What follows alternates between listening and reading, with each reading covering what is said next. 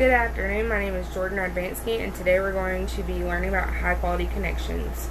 The key features of high-quality connections are vitality and energy for both parties, positive regard, participation, joint participation, and responsiveness. Demonstrating HQC means inspiring a positive environment for others by starting with yourself. By using HQC, you're showing that you're engaged, present, attentive, and actively listening to others around you, allowing for a collaborative and energized workspace. This week I'm putting HQC into practice because negative energy is not my cup of tea. And the first step was planning. I have 4 questions. What is the outcome you're trying to achieve? Provide some background information on the context. With whom did you work and why? What action steps did you plan to take to conduct your experiment, and what are your measures of success? Alright, here's my answers. I am aiming to achieve my goal of more positive and energetic communication within my relationship by utilizing appreciative inquiry and HQC. As of late, stress from my boyfriend's job has been hindering our communication, so I believe these skills will effectively allow for more open, honest, and positive dialogue. I worked with my boyfriend in order to progress our communication skills and allow for a happier relationship. Though we are happy, we have felt somewhat disconnected due to external stressors. The actions I plan to take to conduct this experiment were to call throughout the course of the day as he works offshore, to demonstrate active listening, to remain present when it's his turn to talk, and to not interrupt and ask positive questions relating to what he had to say and show interest. I also wanted to teach him about HQC. My measures of success were to have him rate the conversation based on engagement, positivity, and emotions. I also wanted him to express how he felt or what I could work on to develop the conversation better. We collaborated together to come up with strategies and feedback for one another to effectively communicate. Execution. How did you approach the scenario? What happened according to each measure of success? What specific behaviors did you observe, and were there any surprises or insights?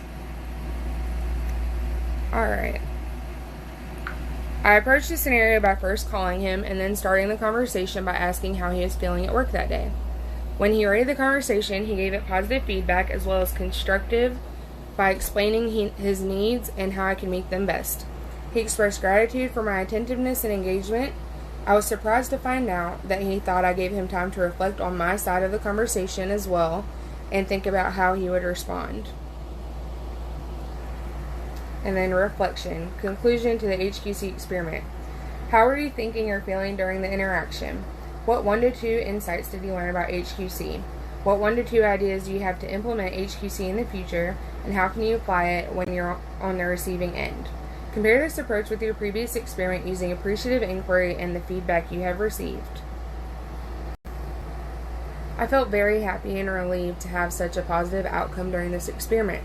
2 insights that I learned about HQC are that HQC promotes and enables a more positive, open, and honest communication. By showing you are present, the other person feels safe, trusting, and more willing to share their thoughts and feelings.